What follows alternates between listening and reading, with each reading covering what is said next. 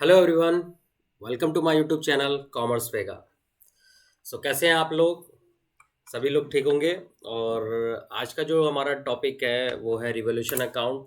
और इसके बारे में पूरी चर्चा करनी है क्योंकि ये 2021-22 के क्वेश्चन में, मतलब कि आपके जो एनुअल एग्जामिनेशन है उसमें इसके आने के चांसेस पूरे हैं। मतलब इससे जो क्वेश्चन आएगा वो 3 मार्क्स कवर करेगा।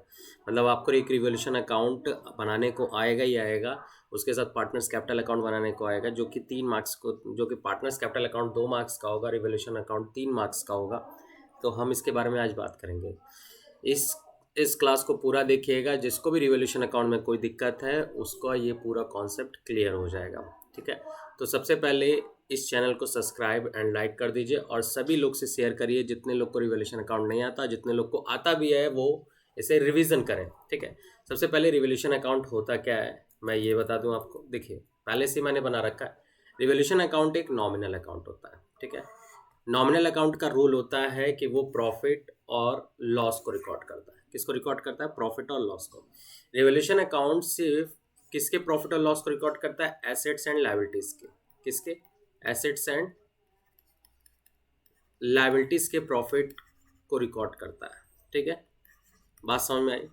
एसेट्स एंड लायबिलिटीज के प्रॉफिट एंड लॉस को रिकॉर्ड करता है। एसेट अगर बढ़ता है आपको तो आपको क्या होता है? प्रॉफिट होता है। अगर आपके पास एसेट है और उसकी वैल्यू बढ़ जाए तो आपको क्या होता है? प्रॉफिट होता है।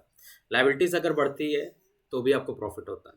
तो ये दो केस में प्रॉफिट होता है। और लॉस, लॉस अगर एसेट की वैल्यू घट जाए तो लॉस होता है, और लायबिलिटीज घट जाए और लायबिलिटीज बढ़ जाए तो लॉस होता है। तो रिवोल्यूशन अकाउंट इन 4 केस में रिकॉर्डिंग करता है। सिर्फ इन 4 केस में वो नॉमिनल अकाउंट है। ठीक है, रिवोल्यूशन एक नॉमिनल अकाउंट है। इसे कब प्रिपेयर करते हैं इसके बारे में बात करते हैं। It is prepared in following cases. देखिए, जब profit sharing ratio between existing partner, मतलब कि 2 या 3 पार्टनर हैं और वो अपना एग्रीमेंट चेंज कर रहे हैं कि हम अपना रेशियो चेंज करना चाह रहे हैं। जब भी रेशियो चेंज होगा एग्जिस्टिंग पार्टनर के बीच में, 3 पार्टनर हैं, 4:5:3 हैं, और वो कह रहे हैं कि अब 1:1:1 हो जाए, तो इस केस में भी प्रॉफिट शेयरिंग रेशियो चेंज हो रहा है। और प्रॉफिट शेयरिंग रेशियो जब भी चेंज होगा तो वहाँ पे रिवोल्यूशन अकाउंट बनाया जाता है। क्या बनाया जाता है? Revolution account. या कोई नया पार्टनर एडमिशन ले ले तो भी बनाया जाएगा। या रिटायरमेंट एंड डेथ के केस में, जो कि आपका इस एग्जामिनेशन में 2021 एंड 22 में रिटायरमेंट एंड डेथ से क्वेश्चन आ रहा है रिवोल्यूशन अकाउंट से। रिवोल्यूशन अकाउंट कॉमन होता है। इसका चाहे एडमिशन हो, चाहे एग्जिस्टिंग पार्टनर हो, चाहे रिटायरमेंट हो, इससे कोई मतलब नहीं होता। रिवोल्यूशन अकाउंट में एसेट्स एंड लायबिलिटीज की वैल्यू रिकॉर्ड करता है, वो किसी भी फैक्टर से हो। ठीक है। तो हम यहाँ पे रिवोल्यूशन अकाउंट के फॉर्मेट के बारे में जानेंगे। देखिए, रिवोल्यूशन अकाउंट का फॉर्मेट क्या होता है ये देखिए। रिवोल्यूशन अकाउंट के इस साइड डेबिट होगा और इस साइड क्रेडिट होगा। अगर आपको लॉस होता है, किसी भी कंडीशन में लॉस होगा, तो वो इस साइड रिकॉर्ड होगा। और अगर आपको प्रॉफिट होता है तो वो क्रेडिट साइड रिकॉर्ड होगा। देखिए कैसे लॉस कैसे होता है। एसेट के घटने पे आपको लॉस होता है तो आप यहाँ रिकॉर्ड करेंगे। जैसे एग्जाम्पल से समझते हैं, आपको एग्जाम्पल से समझाते हैं। जैसे मानते हैं कि आपके बैलेंस शीट में स्टॉक की वैल्यू 10,000 दी थी और न्यू वैल्यू ऑफ स्टॉक लिख दिया है एडजस्टमेंट में, new value of stock to 8,000। कितना? 8,000। तो जो पुरानी वैल्यू थी कितनी थी? 10,000। और नई वैल्यू कितनी हो गई? 8,000। तो आपको लॉस कितने का हुआ? आपकी स्टॉक की वैल्यू कितने से डाउन हुई? 2,000 से डाउन हुई। कितने से डाउन हुई? 2,000 से डाउन हो गई। तो आप क्या करेंगे? आप यहाँ पे जब आप रिवोल्यूशन अकाउंट बनाएंगे तो यहाँ पे लिखेंगे टू स्टॉक 2,000। मतलब जो अमाउंट से घटा होता है सिर्फ उसी अमाउंट को लिखा जाता है जिस अमाउंट से घटा होता है रिवोल्यूशन में। मतलब कि रिवोल्यूशन अकाउंट में न्यू वैल्यू नहीं लिखते। रिवोल्यूशन अकाउंट में जितने अमाउंट से घटा हुआ है एसेट की वैल्यू उसको लिखते हैं। ठीक है। अगर यही स्टॉक की वैल्यू कितनी हो जाती? अगर स्टॉक की वैल्यू 10,000 से, हम ये मानते हैं न्यू स्टॉक वैल्यू 15,000 हो जाती। कितनी हो जाती? मतलब कि स्टॉक की वैल्यू पहले 10,000 थी बैलेंस शीट में और 15,000 हो जाती है। सर ये कैसे पता चलेगा? देखिए, मैं आपको एक चीज़ बता रहा हूँ कई बच्चे ये पूछेंगे कि सर ये पता पता कैसे चलेगा कि सर ये इस क्वेश्चन में ये दिया हुआ है। जब ना आप क्वेश्चन पढ़ेंगे ना तो आपका क्वेश्चन किस तरीके से होगा मैं बता दे रहा हूँ। जैसे ये क्वेश्चन होगा आपका, ये पहले एक बैलेंस शीट दिया होगा। क्या दिया होगा? एक बैलेंस शीट दिया होगा, ठीक है। और बैलेंस शीट में एसेट्स की वैल्यू दी होगी, सारे एसेट दिए होंगे इस तरीके से और उसकी वैल्यू दी हुई होगी, ठीक है। जैसे मान लेते हैं यहाँ पे स्टॉक इन्वेस्टमेंट इस तरीके से दिया है। स्टॉक की वैल्यू 15,000 दे देगा, इन्वेस्टमेंट की वैल्यू मान लेते हैं 20,000 दे देगा। और फिर ना क्वेश्चन, यहाँ से क्वेश्चन फिर स्टार्ट होता है। बैलेंस शीट जैसे कंप्लीट होता है ना, उसके नीचे से क्वेश्चन दे देता है। तो फिर ये लिखेगा स्टॉक वैल्यू इंक्रीज बाई 10,000, इस तरीके से क्वेश्चन में दिया होगा, जैसे पॉइंट 1 या पॉइंट सी पॉइंट डी करके। और इसी तरह इन्वेस्टमेंट वैल्यू बिकम 18,000, इस तरीके से दे देगा। तो आपको क्या करना होगा, जब भी अगर आपको ये एसेट दिखाई देगा और ये वाली एसेट दिखाई देगी जिसमें कॉमन होगा, आपको कंपेयर करना होगा। क्या करना होगा? कंपेयर करेंगे।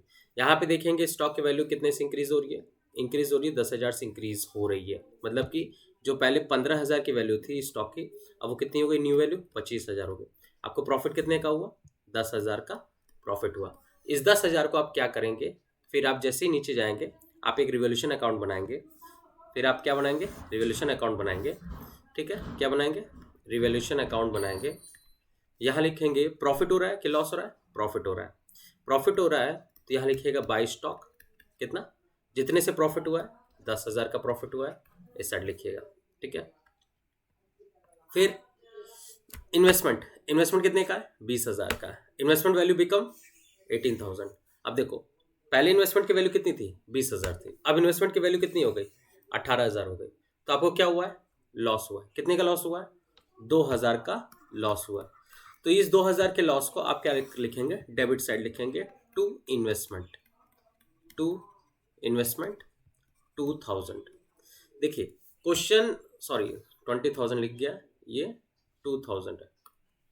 जब भी क्वेश्चन इस तरीके से आएगा आपको क्या करना होगा कि आपको पहले ये चेक करना होगा कि रिवोल्यूशन अकाउंट प्रिपेयर करते हैं ना, तो रिवोल्यूशन अकाउंट प्रिपेयर करने से पहले आपको एक क्वेश्चन में बैलेंस शीट दिया होगा। क्वेश्चन के नीचे उनके इंफॉर्मेशन दिए होंगे कि बैलेंस शीट के अकॉर्डिंग कि किसी एसेट की वैल्यू बढ़ रही है या किसी लायबिलिटीज की वैल्यू बढ़ रही है या घट रही है, तो वो आपको क्वेश्चन में दिखा होगा। आपको क्या करना होगा? आपको सिर्फ कंपेयर करना होगा। कंपेयर करके क्या करेंगे आप?